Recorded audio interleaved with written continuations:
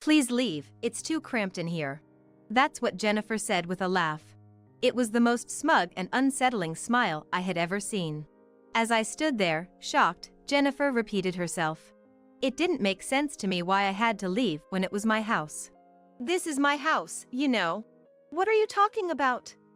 I know this house isn't Daniel's name, she retorted. I was internally appalled at Jennifer's audacity. Even though I had explained it when we got married, it seemed she hadn't been listening at all. Fine, I'll leave. I said this with a sigh, watching as furniture overflowing with Jennifer's tastes was moved in. Jennifer was jumping for joy. It would have been nice if Daniel was here, but unfortunately, he was away on a business trip. He said he wouldn't be back for a month, so the discussion could wait until then. Well then, take care. With that, I left the home filled with memories. My destination was already decided. I'm looking forward to Daniel's reaction when he returns. My name is Karen, a 65-year-old housewife. Thanks to working until I was 60, I receive a decent pension, and the vast inheritance from my husband, who passed away 5 years ago, allows me to live a comfortable life. My husband was born into a wealthy family and was a landlord with several properties. Despite having enough wealth to live without working, he was frugal and loved to work. During the child-rearing years, I would sometimes get frustrated with him for being so absorbed in his work, but I always loved him for his willingness to tackle difficult challenges with a smile. It's been 5 years since my husband passed away in October that year, due to a traffic accident. Coincidentally, it was on our wedding anniversary. I can't get the image of the crushed cake box at the scene out of my head. And he left behind a vast inheritance, compensation, and our precious son, Daniel. Daniel is 40 this year and works for a major company. After my husband's sudden death 5 years ago, Daniel went through a tough time, getting cheated on and divorced by his then wife. Heartbroken, Daniel briefly sought counseling. I worried he might quit his job, but then he met Jennifer and quickly seemed to recover as they started dating. Since getting married last year, he's been even more motivated at work and appears to have fully bounced back. Jennifer, my son's wife, is a single mother with 2 boys, aged 2 and 5. Daniel, who loves kids, had already become close with them, and I found them incredibly adorable. Daniel had been unable to have children due to an illness in his childhood, so the prospect of having grandchildren filled me with immense joy. I thought Jennifer was quite generous. Although she sometimes made remarks that raised my eyebrows, I believed she was essentially kind-hearted. Daniel felt the same, and that seemed to be the consensus among everyone. So, it never crossed my mind that things could turn out the way they did. After getting married, Daniel and Jennifer moved into a property near our house. I had suggested they live in a house owned by my husband. We want to start in a home we've chosen ourselves. But Daniel insisted. According to Daniel, Jennifer has a fondness for cute things, and none of the available properties matched her tastes. When I first heard this, I was puzzled, but considering they were newlyweds with children, I decided not to dwell on it too much, thinking they deserved to enjoy their preferred lifestyle. Daniel was often busy with work and had to travel frequently. Whenever he was away, Jennifer would come over with the kids for dinner. The grandchildren were very well-mannered and obedient. However, Jennifer was the complete opposite, helping herself to food and routinely rummaging through our closets as if it were normal. She even went as far as to enter our bedroom and take my jewelry. This shocked me, and I felt compelled to address it. Jennifer suddenly burst into tears. I just wanted to get along with you. Please don't hate me. Faced with Jennifer's crying, I ended up comforting her, and the matter was left unresolved. I kept this incident from Daniel, and since Jennifer didn't take anything else after that, I decided to keep it to myself.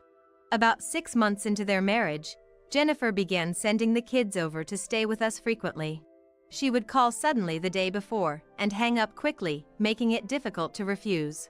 Reluctantly, I found myself taking care of the kids each time. Though the children remained obedient, their behavior during meals had changed significantly from when we first met. They ate noisily and often dropped food outside their plates. Despite their previously good manners, I had to remind them numerous times. The children would listen reluctantly but revert to their old ways by the next visit. This cycle left me feeling somewhat exasperated. Yet, Jennifer seemed unbothered and would leave her children at our home before disappearing quickly.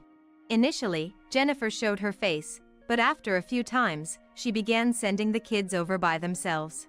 Jennifer, it's fine for the kids to come over, but I'd really appreciate it if you could come along sometimes. But I'm pretty busy. Jennifer responded evasively to my comment, but that night, I received an unusual call from Daniel. Hey, Mom. Could you try to be a bit more gentle with Jennifer? What do you mean? I was puzzled. I believed I had been more than kind. However, it seemed Daniel didn't perceive it that way. Jennifer feels pressured to show her face often because she's afraid of being put to work like in her previous marriage. She had a rough time with her ex-husband's family. So, please don't push her too hard. Really? Okay, I understand. It appeared my words had been misconstrued by Jennifer. I replied to Daniel with mixed feelings. And the next day, Jennifer sent the kids over to our house again. By the time they had been married for a year, the kids were spending half the week with us. Meanwhile, Jennifer would only show her face a few times a month for about 10 minutes. I harbored some mistrust towards Jennifer, who was always too busy to talk. But when I asked the children about Jennifer's plans, they would just shake their heads with a guilty look. At first, I asked a few times, but seeing their faces made me feel so guilty that I couldn't bring myself to pry any further. Then, one day, Jennifer showed up unusually with Daniel. We sat down for coffee and had a pleasant chat after a long while. That's when Daniel said, "I've got something to say." He looked serious. The kids seem to have grown quite attached to Mom, and I'm often away on business trips, so I can't spend much time with them. If you are okay with it, I'd like you to move in and help Jennifer out. What do you think? Move in? Well, what about Jennifer? I was so surprised by the sudden suggestion of living together that I nearly dropped my coffee cup. Yet, maintaining my composure, I turned to Jennifer. Karen has always been a great help, and I would really like to ask for her help too. Is that so? Then I'll think about it. Daniel seemed pleased with my response. Being the kind person he is, he must be worried about me too. I thought about it for a couple of days and ultimately decided to accept the offer to move in. After that, we started throwing away unnecessary items and setting up rooms for Daniel's family and the children. The cleanup was finished earlier than expected with the kids' help, but the effort left me with muscle pain every day, a reminder of my age. Despite the struggle, I managed to clear out the 2 rooms. While I was busy cleaning, Jennifer didn't offer any help at all. My unease about living with Jennifer grew as I observed her lack of participation. Then came the moving day. As the movers carried in the boxes, Jennifer pulled me aside to the garden. With a puzzled look, I turned to her, only to be met with a malicious smile. Then, unbelievably, she said something I couldn't fathom. "Please leave, it's too cramped in here," laughed Jennifer. It was the most smug and unsettling smile I had ever seen. As I stood there, shocked, Jennifer repeated herself. Why should I leave when it was my house? I was baffled. This is my house, you know. What are you talking about? I know this house is in Daniel's name, she retorted. Jennifer's claim left me internally exasperated. Despite having explained everything when we got married, she seemed not to have listened at all. All right then. I'll leave. I said this with a sigh, watching as furniture filled with Jennifer's taste was being moved in. Jennifer was jumping for joy. It would have been better if Daniel was here, but unfortunately, he was on a business trip today. He said he wouldn't be back for a month, so the discussion could wait until then. Well then, take care. Saying that, I left the home filled with memories. My destination was already decided. I was looking forward to seeing Daniel's reaction upon his return. I immediately moved my belongings into my new house. The new home was a villa we had visited once with my husband, a place filled with memories, including where he proposed. While it didn't hold as many memories as our previous home, it had a special place in my heart, and we had promised to spend our second life here. I finished unpacking everything and relaxed alone on the sofa. The place was very comfortable, thanks to the caretaker's maintenance. I was a bit sad not to see the children anymore, but I was prepared to cut ties depending on Daniel's response. A month flew by, and around the time Daniel's business trip was over, he called me. I picked up the phone, feeling a bit nervous. "Mom, where are you? There's no room for you here, and we were supposed to be living together. What's going on?" Hasn't Jennifer told you anything? When I got back, Mom wasn't here, and Jennifer just cries without giving me any answers. Well then, come to this address I'm about to give you. I gave Daniel the address and hung up. The next day, Daniel visited my new home with Jennifer and the children. When I opened the door, I saw Daniel with a slightly sullen expression and Jennifer, who was pale. This house is... Welcome, Jennifer. Is something the matter?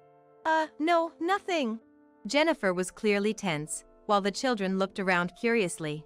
Especially the 5-year-old, who seemed utterly fascinated. I led Daniel's family into the living room. Seeing the fully furnished space, Daniel seemed to realize I had no intention of living together. "Hey, Mom.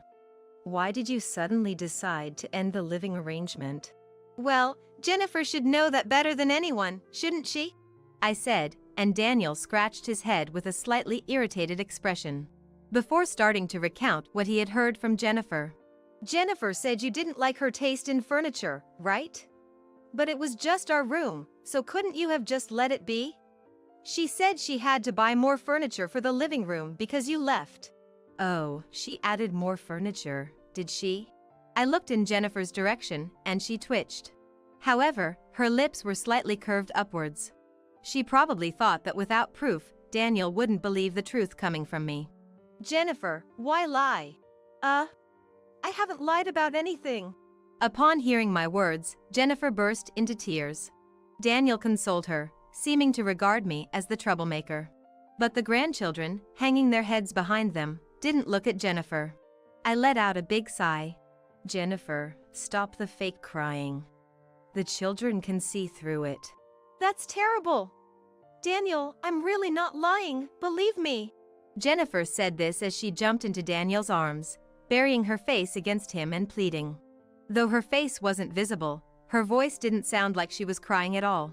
I was irritated with Daniel for consoling Jennifer. Mom, Jennifer might have done something wrong, but I don't think it's right to just leave because you're unhappy. Can't we reconcile? Well, I do owe you an apology for leaving without saying anything. But any reconciliation with Jennifer will have to wait until you hear this. I said this and tapped my mobile phone. Instantly, a voice played out loud. Hearing it, Jennifer's face went pale. You recorded it. I happened to press the video button. Actually, I was trying to record a video of the children running around when Jennifer pulled me aside, so the recording continued unintentionally. The voice coming from my mobile phone sounded malicious, unlike Jennifer's usual voice. Daniel looked utterly confused, alternating his gaze between my mobile phone and Jennifer. Jennifer is the one who told me to leave. I was just complying. Is this really Jennifer? It can't be. Daniel pushed away Jennifer, who was clinging to him, and questioned her. But Jennifer remained silent, looking down. Daniel grew increasingly frustrated and raised his voice. Jennifer, answer me. It's not true. Are you taking Karen's side? Jennifer managed to squeeze out a voice to blame Daniel, but the voice in the recording clearly called out the children's names, leaving no room for escape. As Daniel tried to get the truth out and Jennifer evaded, the cycle grew tiresome. Finally, an exasperated Jennifer let something slip. I never wanted to live with someone else in the first place. What? You were the one who wanted to live with Mom. I was shocked to hear this new information. But soon, Jennifer defiantly provided her reason.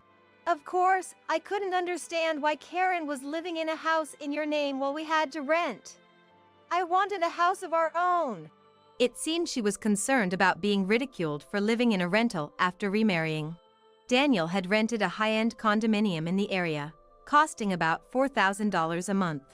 Yet, Jennifer seemed to scorn it just because it was a rental, giving me a different kind of headache. Jennifer, now defiant, glared at me. And now Karen is harassing me? This is the house I've always dreamed of. Why are you living here? Daniel looked perplexed by Jennifer's words. Unlike Daniel, I clearly explained to Jennifer, who was acting like a cat in a fight. Why?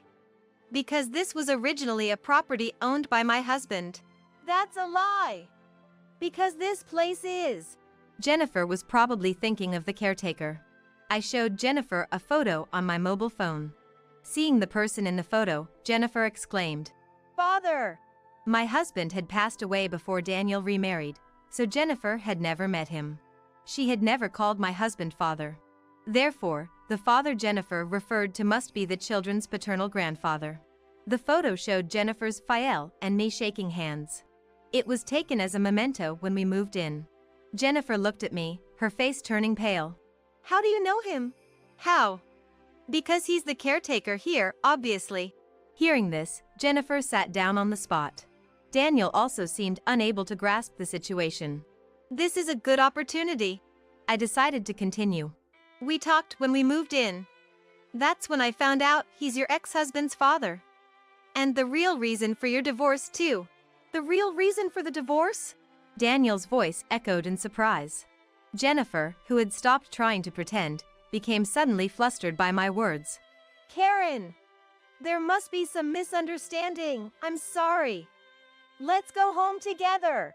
Mom, tell me. Interrupting Jennifer, Daniel looked at me earnestly and asked. It would have been less damaging for Jennifer if this had come to light later. But I had no intention of showing mercy. I told the grandchildren to play in the garden.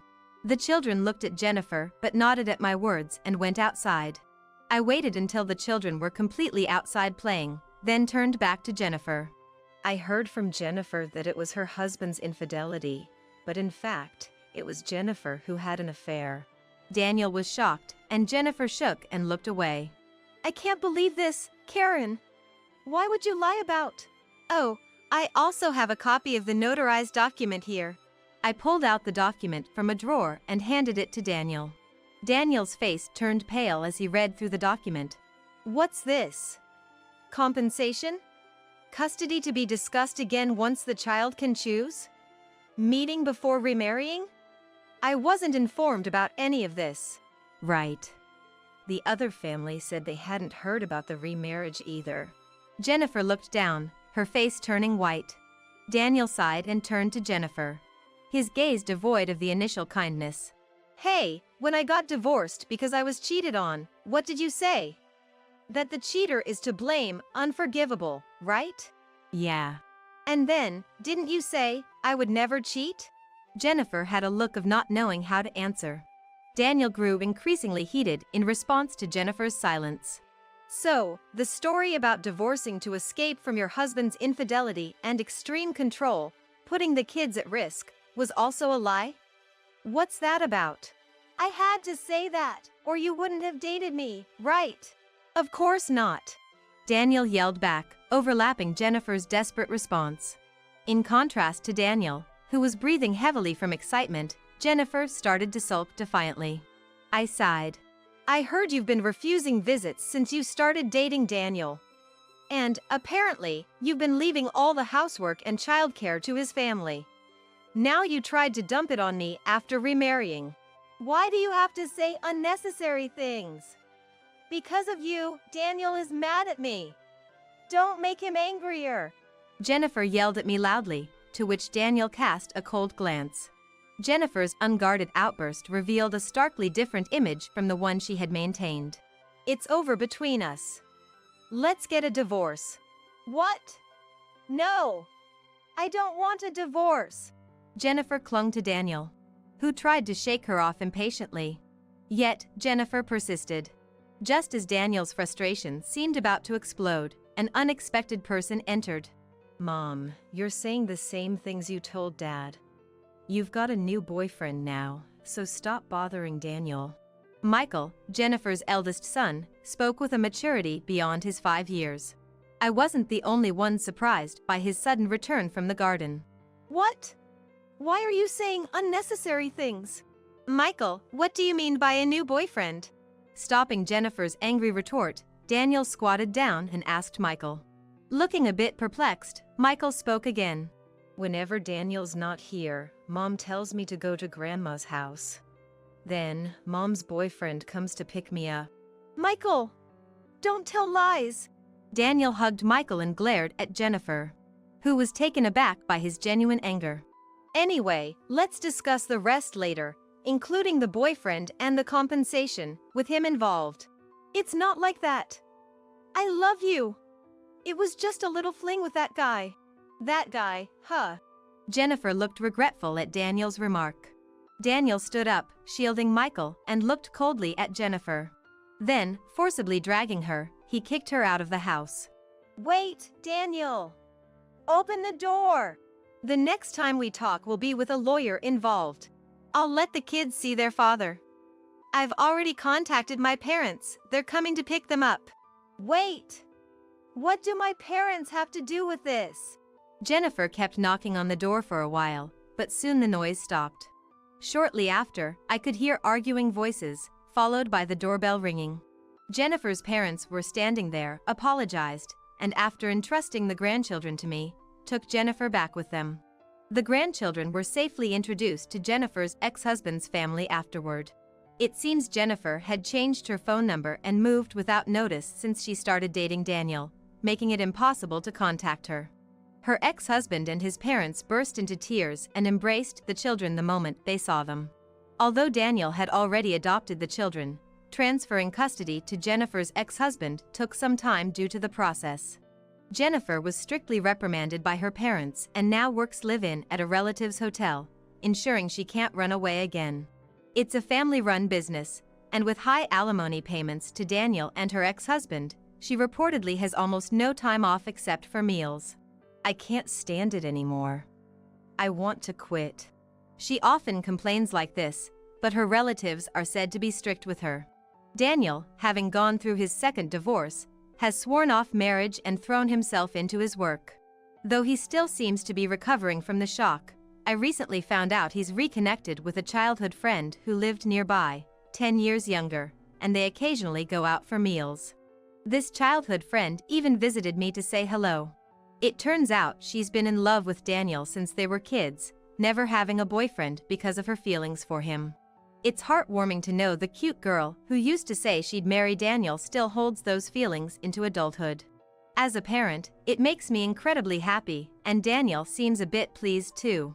As for me, I cherish every day living in the house where I was proposed to.